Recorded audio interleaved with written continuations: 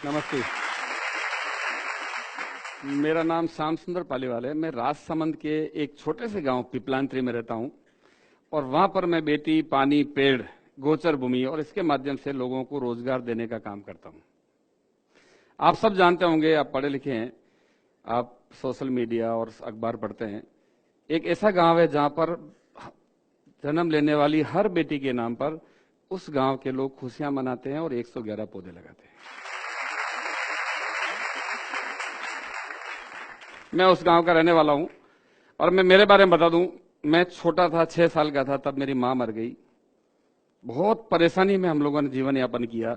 मेरे बड़े भाई साहब या मेरे परिवार के लोग कहीं अलग धंधा करते थे तो वहां चले गए। वहां जाने के बाद उन लोगों ने गोबर का टोपला सिर पर रख दिया कि यही बेटा अपना धंधा और ये काम करना है। फिर सोचा कि नहीं, ये मेरी मंजिल नहीं हो सकती है, मुझे देश के लिए, मेरे परिवार के लिए कुछ करना है। और मैं वापस मेरे गांव आ गया और संघर्ष करना शुरू किया। और संघर्ष करते करते मैं मेरे गांव का सरपंच बना। और सरपंच बनने के बाद मैंने कोशिश की कि मैं धरती माता की सेवा करूं। मेरे एरिया में इतने बड़े स्तर पर माइनिंग होती है जिसका नाम Guinness book of world record में दर्ज है। और माइनिंग से कितना बड़ा नुकसान हो सकता है इसका अंदाजा आप लगा सकते हो। जहां धरती माता का सीना चीरा जाता हो, वहां मलबे के पहाड़ खड़े होते हो, प्रदूषण होता हो, लोग ढंग से श्वास नहीं ले सकते हो, उस एरिया में पक्षी नजर नहीं आता हो, उस एरिया में हम लोगों ने आज तक गांव की गरीब महिलाएं, विकलांग, विधवा, कमजोर लोगों ने वहां पर 3 लाख पौधे लगाए। और आज मेरे गांव में इतने पक्षी आते हैं कि देखने के लिए 200 लोग रोज आते हैं। रोज देश का ऐसा कोई अखबार या कोई न्यूज चैनल नहीं होगा जिसने हमारे गांव के बारे में नहीं छापा। मैंने नहीं किया, मेरे गांव के लोगों ने किया। मैं ये मानता हूं कि आप रास्ता ढूंढ लेंगे, काम कर लेंगे, पर गांव की गरीब, विधवा हो चुकी महिला, विकलांग, मानसिक रूप से कमजोर बच्चे, उनको भी इस दुनिया में जीने का उतना ही हक है जितना हमें है। मेरे गांव का तीतर, मोर, खरगोश, पैंथर, बंदर, चूहा, गिलेरी, कोयल, उसका भी उतना ही हक है जितना मेरा है। क्योंकि मुझे इंसान कुदरत ने दिमाग दिया है, जबान दी है, उसको बोलने का उसको दिमाग नहीं दिया। इसलिए ऐसा नहीं हो कि मैं उसको मार कर खा जाऊं या उसके हक को भी खा जाऊं। इस काम को रोकने का काम मेरे गांव के लोगों ने, हम लोगों ने किया। और उस गांव का नाम आप यूट्यूब, फेसबुक, गूगल या अन्य जो भी व्यवस्था है उससे देखिए, पिपलांत्री। कई सैकड़ों उस पर डॉक्यूमेंट्रियां बनी है और उसको देखने के लिए दुनिया भर के लोग वहां आते हैं। कई फिल्में उस पर बनी हैं, कई मैगजीन उस पर लिखे गए हैं। 7वीं और 8वीं कक्षा के राजस्थान के पाठ्यक्रम में उसका नाम आया है, उसको बच्चे पढ़ रहे हैं। डेनमार्क की सरकार प्राइमरी एजुकेशन में उसको पढ़ा रही है। अर्जेंटीना के एक दल आया हुआ है जो मेरे गांव के कामों पर एक फिल्म बना रहा है। उस फिल्म का नाम है ट्री सिस्टर, पेड़ों की बहनें।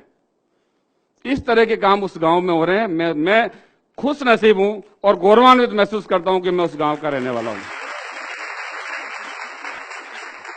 बेटी, पानी, पेड़, गोचर भूमि और वन्य जीवों के लिए काम करने वाला नाम है पिपलांत्री। मेरे गांव में जितनी भी बेटियां पैदा होती है, गांव वाले लोग खुशियां मनाते हैं और उस बेटी के नाम पर पौधे लगाते हैं।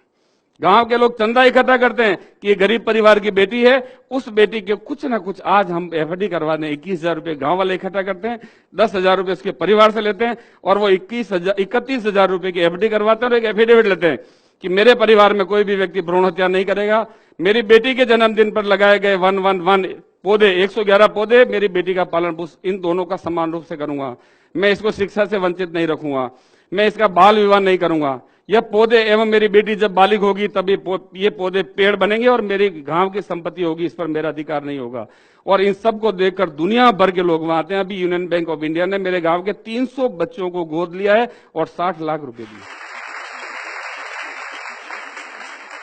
ये एक गांव में हो रहा है। आप समझ सकते हैं गांव की व्यवस्थाएं क्या है। राजस्थान के 9,800 ग्राम पंचायतें हैं। गांव में जाते ही हमें लगता है कि पानी नहीं होगा, पीने का पानी साफ नहीं होगा, गांव में गंदगी होगी, गांव में कचरा होगा। और इस तरह की व्यवस्थाओं को बदलने का काम पिपलांत्री के लोगों ने किया है, जिसको आज पूरा विश्व देखता है। और इसको देखकर राजस्थान की माननीय मुख्यमंत्री, महाराष्ट्र के मुख्यमंत्री कई लोगों ने वहां आकर उस मॉडल को अपने अपने क्षेत्र में अपनाया। उसका पिपलांतरी मॉडल नाम देकर कई योजनाएं उस नाम से शुरू की है। जल संरक्षण, वृक्षारोपण, बेटी बचाने पर, बेटी गौरव उद्यान, राजीव गांधी सेवा केंद्र, मुख्यमंत्री जल स्वावलंबन योजना जैसी कई योजनाएं, वहां से कुछ सीख कर कई सरकारें इस पर काम कर रही है और ये पिपलांतरी में हुआ है और पिपलांतरी के अलावा पूरे राजस्थान में ये काम चल रहा है। आज हम किसी व्यक्ति से उधार लेते हैं, आप कल्पना कीजिए कोई भी वित्तीय व्यवस्था, कोई बैंक, कोई साहूकार हमें उधार पैसा देता है, लोन देता है, तो वो छोड़ता है क्या? हमें कभी नहीं छोड़ता है। हमारे बच्चों को उसकी भरपाई करनी पड़ती है। तो इस धरती से हम कब तक लेते रहेंगे? कितने ट्यूबवेल खोदते रहेंगे? कितना खून इसका चूसेंगे? कितने पेड़ काटेंगे? अभी दिल्ली में मैंने देखा नहीं पर सुना है, दिल्ली के उप मुख्यमंत्री मनीष सिसोदिया मेरे गांव में 7 दिन रहकर एक डॉक्यूमेंट्री बनाकर गए, स्वराज इन पिपलांतरी। वो कब तक दिल्ली जैसी स्थिति क्या उसका इंतजार करते रहेंगे हम कि दिल्ली में जो स्थिति पैदा हुई है वो जयपुर में हो जाए, या देश के अन्य हिस्सों में हम ऑक्सीजन के लिए तरस जाएं, हम लकड़ी के लिए तरस जाएं, हम पीने के पानी के लिए तरस जाएं। बरसात का जितना पानी बहकर आज समुद्र में जाकर मिल रहा है, खारे पानी में मिल रहा है, क्या हमारी जिम्मेदारी नहीं उसको रोककर धरती माता को पिलाना? और धरती को जिस दिन पानी पिलाना शुरू हमने कर दिया, उस दिन पानी के संबंधित समस्या खत्म हो जाएगी। और ये काम पिपलांतरी के लोगों ने किया है। मैं ये बात इसलिए कह रहा हूं आप लोगों को कि अगर व्यक्ति ये ठान ले कि मुझे ये काम करना है, तो वो काम होकर रहता है। हम चांद पर जाने की बात कर रहे हैं, चांद पर बसने की बात कर रहे हैं, और हम हमारे गांव में सफाई की व्यवस्था नहीं कर सकते हैं। मेरे काम में 2007 में आज स्वच्छ भारत मिशन योजना चल रही है। देश के प्रधानमंत्री जी लाल किले से कह रहे हैं गांव सब साफ होना चाहिए, खुले में शौच की प्रवृत्ति को रोकना चाहिए।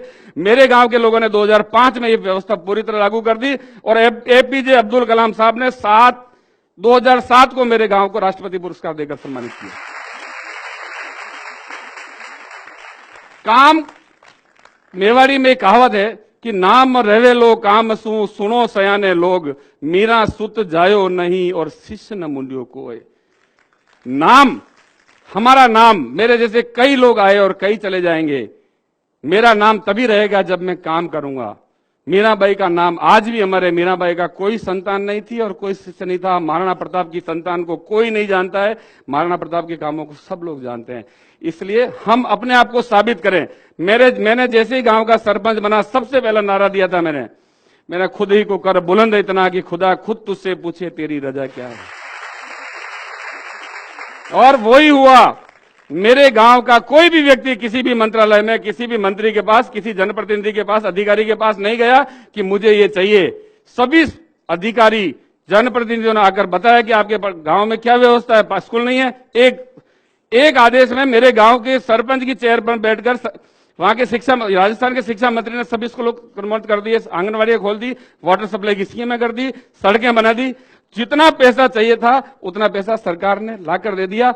आपको अपने आप को साबित करना पड़ेगा कि मैं ईमानदार हूं और काम के प्रति ईमानदार हूं।